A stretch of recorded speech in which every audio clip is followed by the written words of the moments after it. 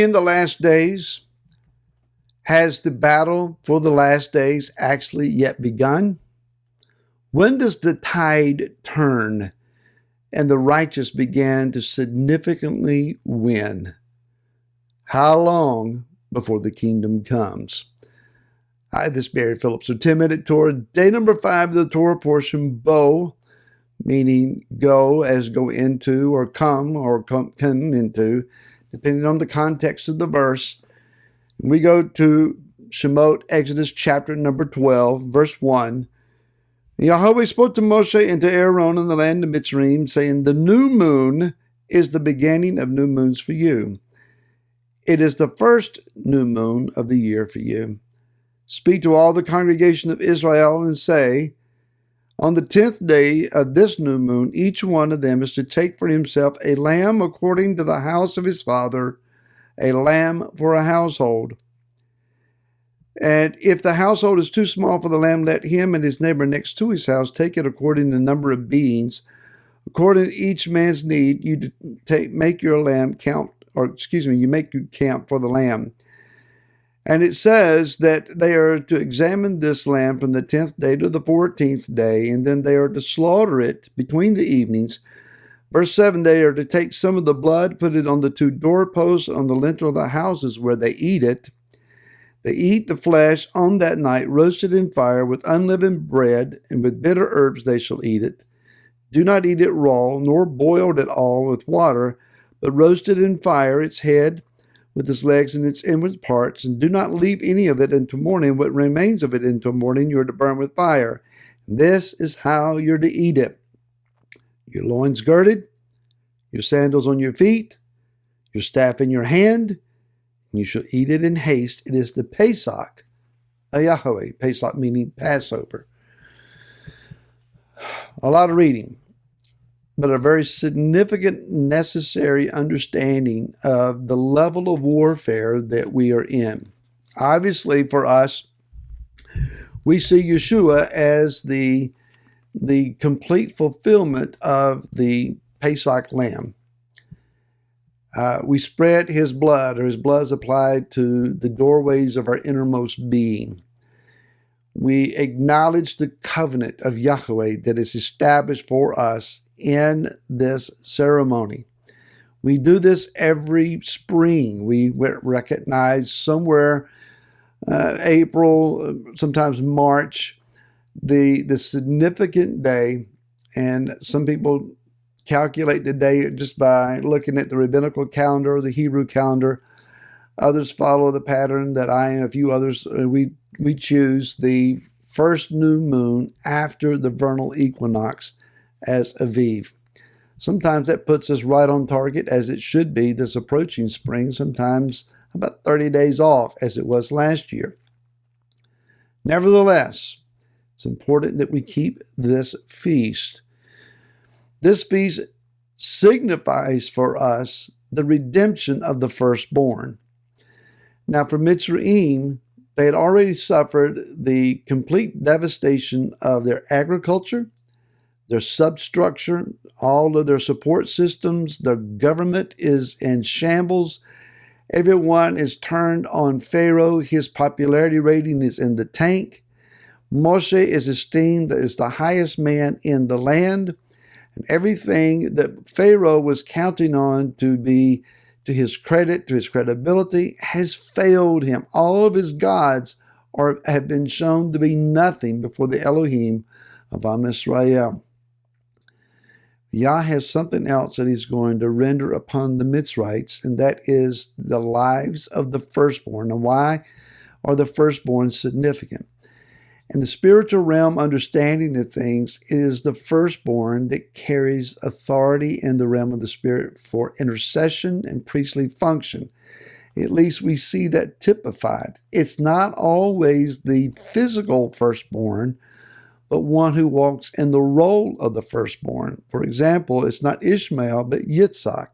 It's not Esau, but Yaakov.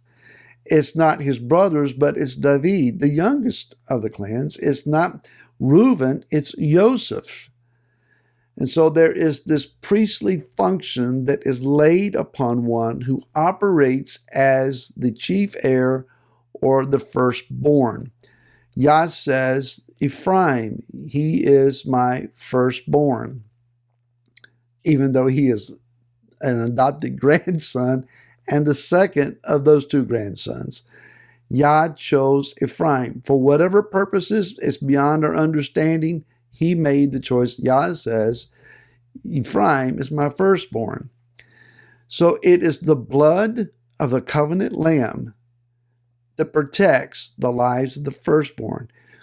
When the messenger of death moves throughout Mitzrayim and takes the lives of Egypt or Mitzrayim's firstborn, not only are all the physical support systems devastated, but now their spiritual support system has been depleted. This is a final deadly blow. Meanwhile, Yah establishes the precedent that he intends for blood, the sealing of blood, to protect those who operate in the spiritual realm. Cannot emphasize this enough, that we recognize the power of the blood of Yeshua. There have been many efforts to explain away the necessity.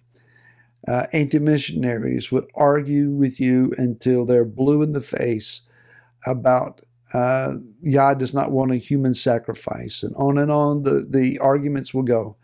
The blood of the Lamb of Elohim secures us in the realm of the Spirit and enables you and I access to the very throne of Elohim, not to crawl up in his lap and treat him like a benevolent daddy who dotes on his little ones, but to stand honorably, respectfully in Messiah Yeshua and intercede and point to the blood that is still wet on the altar and the timelessness of Yah's presence. The blood of Messiah that was poured out there is still wet. It is not decayed. So Yah says that he is the timekeeper for Israel, and that Israel needs to recognize his choice of how the times and seasons are. He says, this is the beginning of months for you. Start reckoning your time here. Agree with me. Walk with me in our timing. Where are we now in his timing? When do we begin to win? When do the systems of evil finally begin to fall apart and evil doers began to suffer under the wrathful hand of Yah? Well, for the time being, Yah chooses still to offer at least mercy, grace, compassion, forgiveness, and he's given an extended time for those who may repent to repent. For those of us who believe, well, I've already done my repenting and now I'm just seeking to walk righteously, be patient, because there are others that have yet to come to the knowledge of Yeshua as the Mashiach, as the Messiah. And while you would think, well, we're just prolonging evil. No, we're prolonging the opportunity of grace and mercy and redemption, because the harvest has not yet been taken to its full. We must be willing to endure the days of evildoers in order that those who may be redeemed may yet find their forgiveness and become included in the house of the Most High.